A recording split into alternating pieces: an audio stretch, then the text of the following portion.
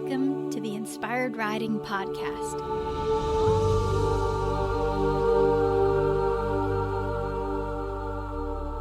I'm your host, Beth Lauren Parrish. As a certified riding instructor, remote coach, and animal communicator, I bridge the gap between your inner and outer worlds as you strive to enhance all aspects of your riding. I'm here to remind you that you are powerful and more than capable of changing your reality with your horse time. Hello, everyone. Welcome to the Inspired Riding interview series. We're continuing on with a wonderful inspired rider. Her name is Kelly Burk, and I'm so excited to have her here.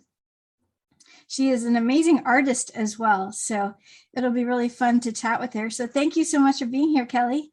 Well, thanks for having me, Beth. You're welcome. So let's all just take a moment and take a nice deep breath together. I like starting that way. So if you want to breathe in and breathe out and relax your shoulders, and you can put your hands over your heart if you like. I'm sending love to all of you, and thank you so much for watching. If you're watching live, you can put it in the comments, and I'll see if I can check here. And then if not, always just let us know in the replay if you're watching. Oh, good. It looks like it's actually showing up. This is good. Okay, cool. So let's start with a fun question for you, Kelly. Well, first, if you want to just talk about where you're from and what horses you have right now, that would be cool, just to kind of introduce yourself. I'm from Deer Park, Washington, way up in the corner. And Nice. I have two horses. I have Luna, who's 9 years old. She's Pentavian. And I have a 23-year-old paint mare. Her name is Cozy. Love it. Well, I'm eager to hear more about them to share with the group. So we'll start with a fun icebreaker question. If I were to hand you $10 million right now, what would be the first thing you would do? Oh, gosh. That my mind goes a million different directions on that. I think the first thing I would do would probably be to pay off my property and develop it a little bit, maybe put up an indoor arena so we can avoid some weather challenges here. We've had a lot of snow and rain recently. But I think the next thing I would do would probably be to help some horses or people in need. And the first thing that comes to mind there is maybe rescue horses, slaughter horses. Luna came from that background, so that's kind of dear to my heart. That's wonderful. I would love that idea. So can you talk about when you first started riding and what that experience was like for you? I started riding when I was 8 years old, and I was in second grade, and a friend and I got this wild idea that we wanted to ride horses. I don't remember where it came from, but our parents were like, no, that's too expensive. So we kept at it, and somehow we got it arranged so that we could take lessons together at a local farm called Springdale Farms. And I rode a little paint pony named Corky. And it was a really nice farm. I think it'd been an old racehorse farm. So they had an indoor, and they had a racetrack. And that was our goal, was to get out and ride on the racetrack. So that was a lot of fun. Did you achieve that goal? We did, yeah. And what did Corky think of the racetrack? Corky was good with everything. He was just a nice little pony for anybody to start riding on. So. That's wonderful. Yeah. It's funny you mentioned that, because I started at 8 years old and I rode a little paint pony. His name was Al, and they called him Aloysius. Aloysius. He was not as nice as your Corky. He was a little tricky, and he would randomly buck, and I just thought that was part of riding. Oh, wow. You got introduced early on there. Yeah, I was thrown in the deep end early. But that's really cute. I'm glad you got to do that. Is your friend still riding that you started with? I'm not sure. I've moved since then, and we kind of lost contact. So she probably is. I'm glad you had a friend to start with. That's really cool. Yeah. Are there any life lessons that horses have taught you? Um, I'd say yes. I think that mostly relationship lessons, that you really have to put the time in to have a good relationship, as well as developing trust. And if you put the work in, you get good results. I think that's one of the things I've really come away with from horses. If you're steadfast and you put the work in, that you'll get the results. Absolutely, so true. Your horses are lucky to have you because you're so consistent with them. Well, thank you. You're welcome. So speaking of that, do you have or have had a heart horse? And if so, what made them special? That's really tough because they're all heart horses to me, I think. But I would say my first horse was the one I developed the greatest relationship with. And she was kind of a difficult horse. She would run away from you, when you go out to catch her. And she was a school horse, but she just wasn't very interested in people. I don't think she'd had a lot of good experiences.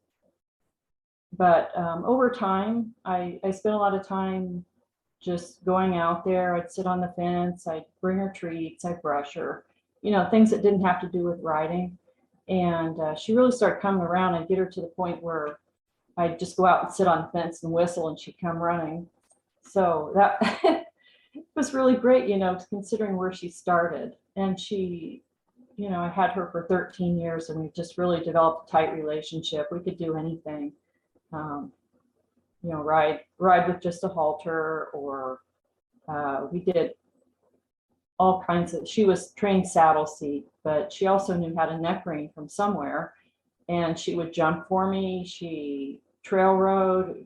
It's just an all around great horse. And I think a lot of that was just the time spent and the relationship developed, led to that kind of a close relationship with her. So she's, she was the first. She was great. That's beautiful. How old were you when you got her? I think 11. Oh, wow. Wow. Yeah, that's another story. I don't know if you want to get into that. Sure. Yeah, if you'd like. Just by chance, I had a friend, her aunt was a tri-state saddle seat champ, and they had their own farm. And this horse was on the farm, but the owner had passed away. So she was just kind of on her own. But they used her for lessons, and I was the only kid that actually could ride her. Anyway, this aunt kind of took us under her wing and took us to shows, did 4-H, just really educated us on horses. And I think it's, she was really an inspiration for riding, and what it could lead to. That's beautiful. Yeah. It sounds like that mare chose you too, if you're the only one who could ride her. Yeah, I think we're kind of chose each other. I love it. But yeah, eventually she came up for sale because of the death of her owner.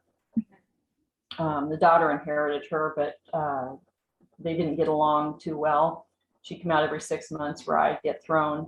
Oh my gosh. So the horse came up for sale, and my mom knew the owner's wife, and so she was able to buy her on time. So we couldn't really afford a horse, but between that situation and the place boarding her at cost, I was able to have a horse. So that was really kind of a miracle in itself there. Yeah, I love how things like that work out. That's awesome.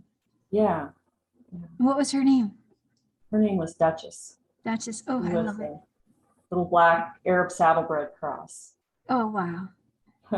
She sounds amazing. I love that she transformed from running away to coming at a whistle. That's pretty amazing. Yeah. I think she just needed somebody to spend the time and love on her. Yeah, and that's really what it takes. Then they know they're appreciated and loved. And I tell my guys all the time, and even Velvet, how much I appreciate them and love them, and then they kiss me, you know. It's so cute. I get so many little licks. That's just their thing. Yep. Do your horses do Yeah. that at all? Oh, lick and cuddle? Yeah, Yeah, they do.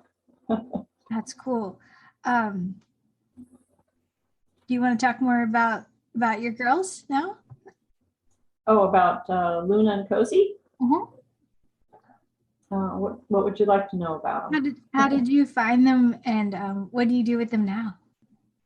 Oh, well, Cozy was kind of a lucky find. I had two horses, and my horse Stormy that I had before her had a kind of a freak accident. She actually broke her leg, and we had to put her down. Oh, sorry. Anyway, it was fall, and my other horse, he was lonely. We needed to get another companion for him. So I started looking. I looked all the usual reputable places, that we could find another horse for him, and didn't find anything because of the time of year. And so I looked on Craigslist, which is not something I'd recommend, but I found this wonderful little horse. She looks a lot like Stormy, but she was cantering with some kids in a round pen, and she just, she was advertised, I think it's like a 4-H project or something. So I went and looked at her, and because of the time of year and late fall, they just dropped the price on her, and I rode her and we brought her home. It's But amazing. she's just been such a great horse. She's a registered paint. She's fully trained. She does English and Western. Just a really lucky find. Wonderful. So I've had her for like, I don't know, 10 years or something now. Oh, cool. And And then then, Luna, after my last horse, Legend, passed away, we were down to one horse again. And I thought, oh, we got Cozy, and she's 23. Maybe we should just, wrap it up. But I started looking on a site called Dream Horse. yes. I thought, well, I put in my favorite breeds, which were Arabian, paint, and quarter horse, and it pulled up this ad on a little horse that was called a Pentavian, which I'm like, what's a Pentavian? I've never heard of that. But they're mostly Arab with the pinto coloring. And so I went and looked at her, and they had brought her to the trainers, and she's deaf, but this trainer had connected with her and had taught her all kinds of stuff. It was obvious she's very bright, followed hand signals, worked off the seat. Just a really lovely horse.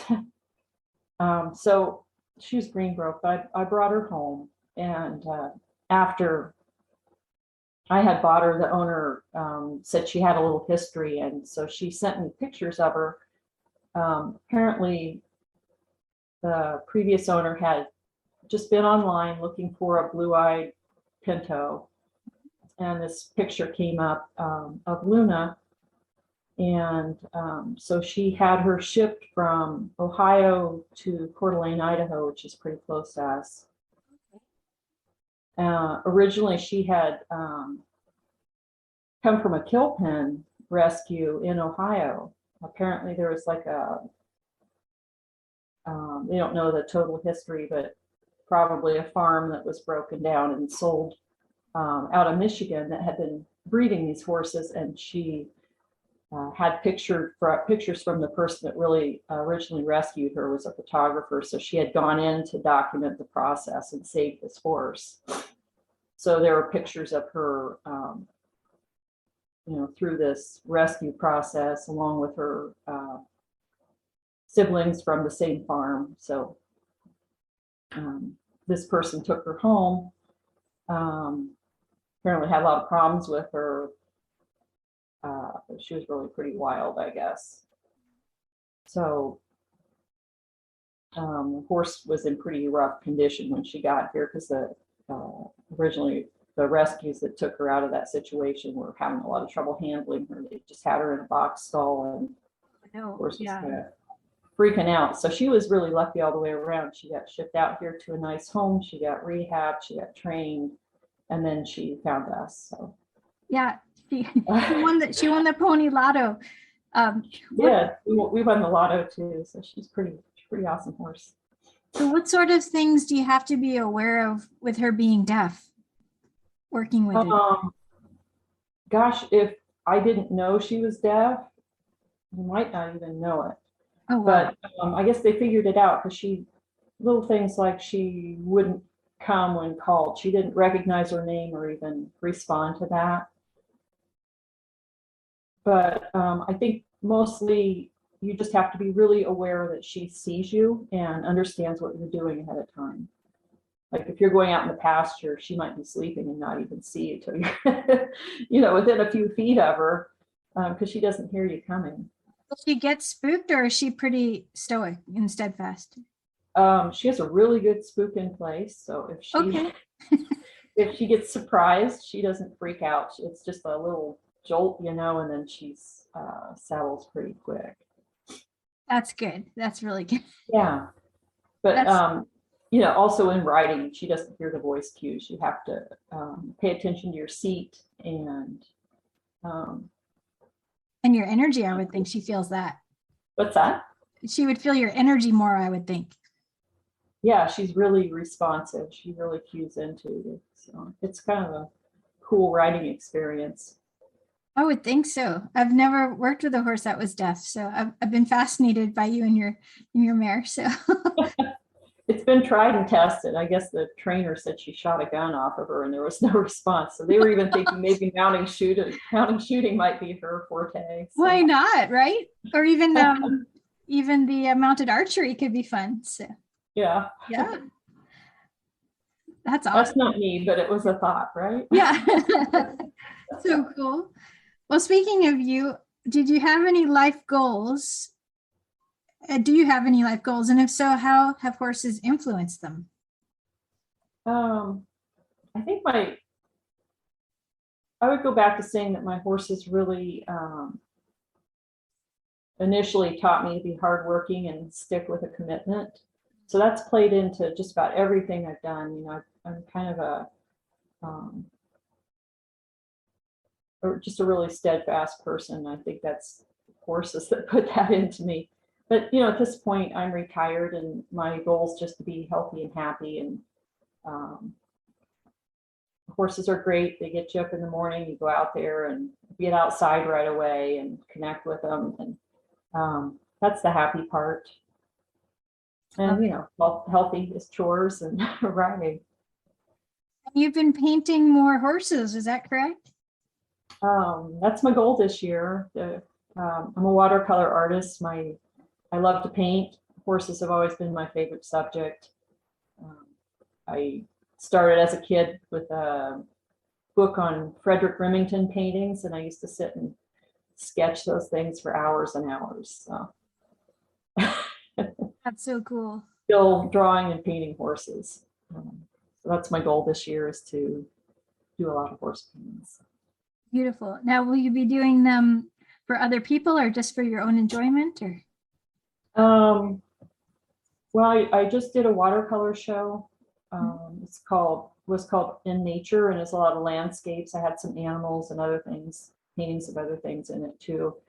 But I thought for maybe a show next year, I'd focus on painting horses and do some kind of show from that theme. That'd be fantastic. You'll have to let us know for sure. I love it. So let's see. What are some of the things you do with your horses, and is it different from when you got started with riding?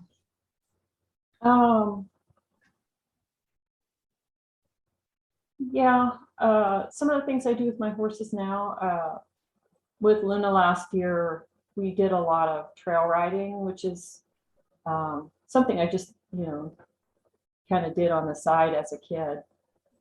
But there's a ton of places to ride around here. So I found a friend that likes to trail ride, and we hauled all over the place last year. her trainer liked to do obstacles with her. And I mean, if you saw her arena, it was just like filled with filled with obstacles for the horse. Playground. Pinwheels blowing on every fence post, and all kinds of Wow. weird stuff. And she used to take her to local obstacle course for training. So Luna loves obstacles. She knows she's good at that. So, that's mostly what I do with her. And Cozy had some health issues last year, so we kind of cut off riding partway through the year. But she's does Western pleasure, and she'll go English too. She doesn't mind doing that.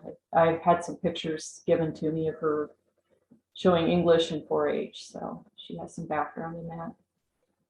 That's cool. It's nice to have some variety with them. Yeah.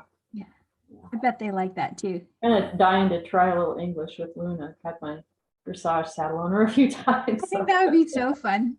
Yeah. You guys would look fabulous. And I'm sure she'd enjoy it too. Yeah. Something different. Totally. Let's see. What's something you wish you had known from the start of your horse journey? What comes to mind on this is that horses really need like a pause after you ask for something to think it through and respond. And I think I've always been kind of quick, ask, I want it, let's do it. Instead of ask, wait for the response, listen for what the horse has to say, or make sure they understand it before going ahead. That's a huge shift. And that's something I've been working on myself. So I'm glad you said that. They figure it out after a while, just by repetition. But gosh, they're learning a different language, trying to listen to us. Yeah. And it feels like the more we listen and get quiet, then the more we're going to understand their language too. Yeah, you notice things when you take the time. Yep. It's a lot different from I ask, you do it, let's go, to I ask, a request, breathe, pause, breathe, smile, appreciate you're actually sitting on them. Yeah.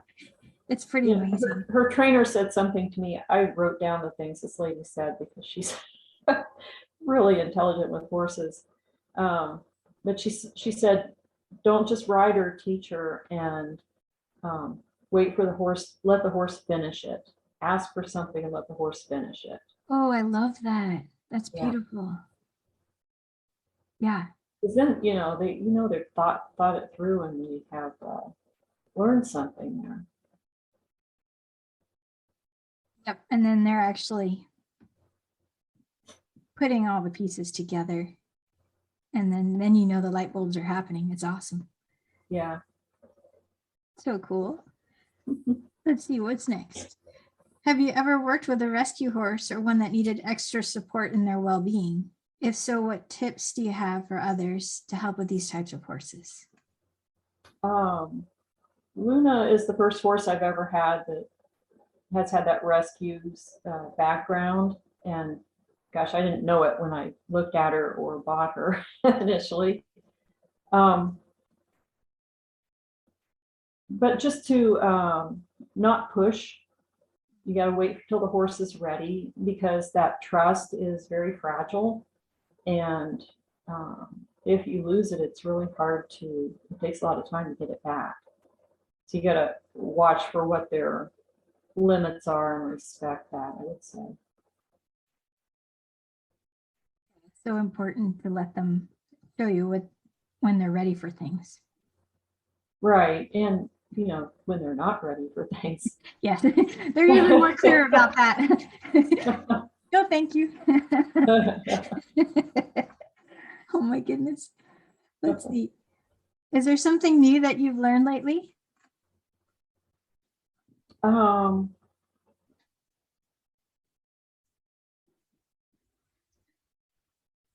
Excuse me, 1 second.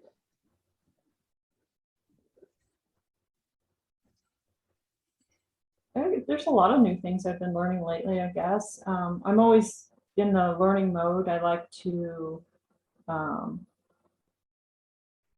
belong to a couple training programs. I do the TRT. Tristan Tucker has a lot of videos out, so I belong to that. And I've been trying to run my horses through some of those lessons that he teaches. Ground patterns, and recently Luna and I had been working on the clock pattern, which is kind of fun.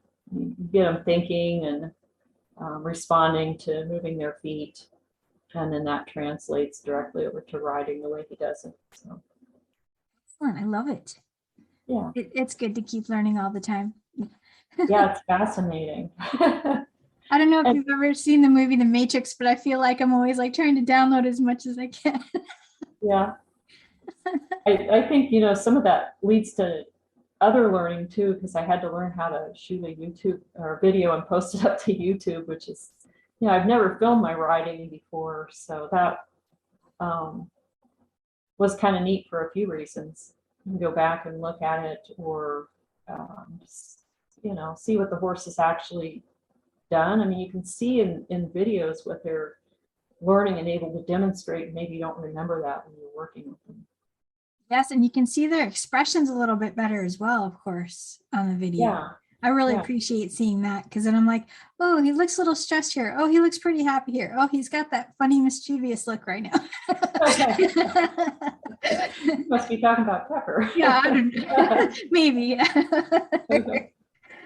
But yeah, it's so good. I love having videos available to watch your progress. And that was actually the first time I saw myself in a dressage lesson, because I was a hunter jumper rider for a long time. And my first video of myself trying to do a sit trot on my thoroughbred, I watched it, and I was in the clinic for the weekend. So I watched my Saturday video, and Sunday I was so much better, because I was like, I don't want to look like that.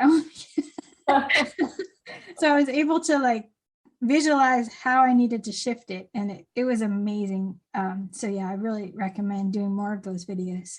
That's going to help. Yeah, I kind of got it figured out now. So.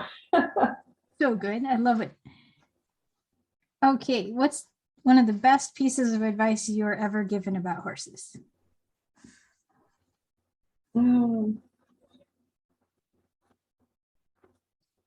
I think to read your horse each day. Just notice where they're at, because a horse is not the same every day. They have difference in maybe how they're feeling, or what they're thinking, or if they're distracted. I always take time to notice how the horse is before I get on. So important. So read your horse before you I like it. Get on them. So good. Really good advice. Yeah, I think I had another trainer tell me every day is a new day with them. Right. I would call that an Arab lesson. I used to have a hot little Arab mare, and you never know what you're going to get. So put her out on the lunge line and see what she's thinking first. That's probably very smart. Not only is it nice to the horse, but it's also good to get a sense of what you're in for. So. Yeah. Some days are not riding days. Yeah. And that's okay. And that's good. It's good to acknowledge that. Let's see. Who's your greatest influence when it comes to being a rider? I would go back to my friend's aunt that I was telling you about earlier. Her name was Janet McMinn, and she was a great teacher. She, was patient and taught us all the basics of horsemanship, not just riding, but how to, you never got to get on a horse unless you groomed and your tack was clean. Horses' feet were picked out and all that kind of stuff. But yeah, she taught us a lot about horses. She taught us to be kind to horses, and just to be an all-around good horseman. A lot of times, we'd ride in the arena, but some days we'd go out on the trail, or, just groom the horse, or And she was inspirational in another way because she'd achieved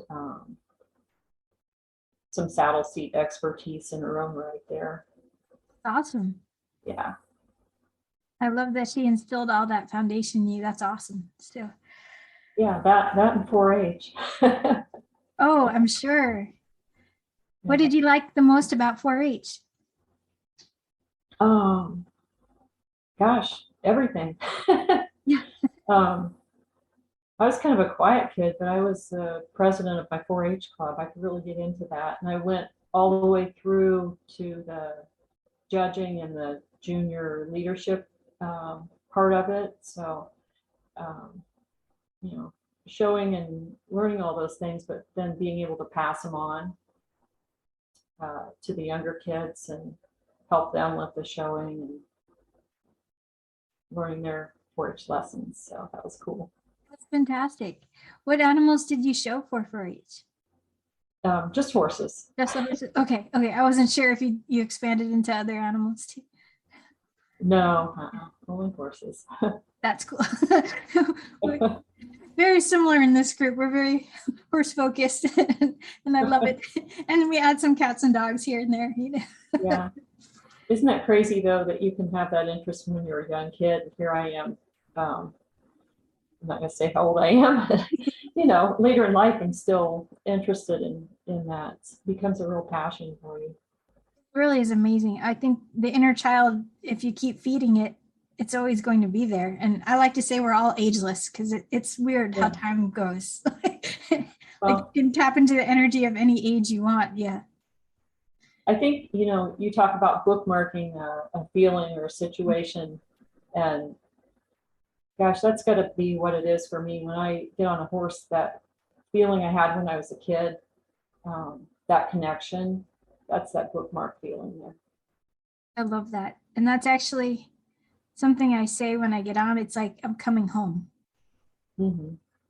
Because it's like you're connecting back to yourself and to your happy place. And that to me is home, Yeah. Absolutely. So beautiful. Let's see. How does your horse make you laugh? Oh, gosh. Well, I think of a situation recently. I was working on teaching the horses to back up and stand and wait until I call them to come towards the feeder. Yeah. And Luna's got this. Boy, as soon as I enter the barn, she parks it. And it's kind of funny because now every time I come in the barn, she parks in that position like, hey, how about a snack? Can you feed me now? Yeah. I love that. Ever hopeful. Pretty cute. Yeah. You can see the look on her face. She's got her head up and her eyes are all perky, like, here I am, I've done it. That's hilarious. I love it. She's very smart. Yeah. So cool. Well, is there anything else that you'd like to share that I didn't ask you?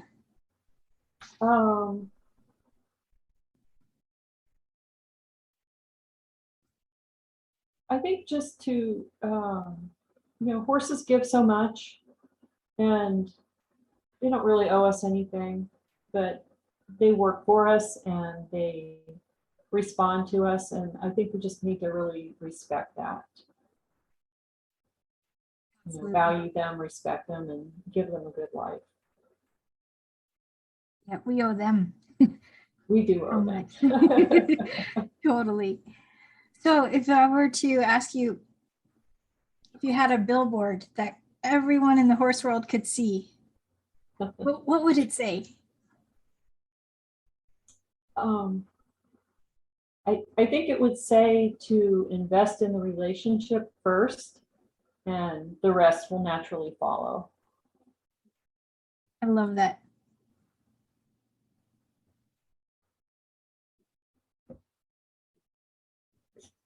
Thank you so much. This was really fun to chat with you, Kelly. Thank you. And I'm going to post another comment of your beautiful painting that I shared. So that way it's under this video so everyone can see it again, because it's just Oh, lovely. thank you. Yeah. You're I'll welcome. share a few horse paintings as I go. That would be great. Here. Anytime you want, just put it in our group. We'll love to see that. So Okay, great. cool. Well, thanks again for being here. And Thank you for having me. you're welcome. And remember, everyone, to lead with kindness for yourself and for your horse. Thank you so much for watching and listening. May the horse be with you always.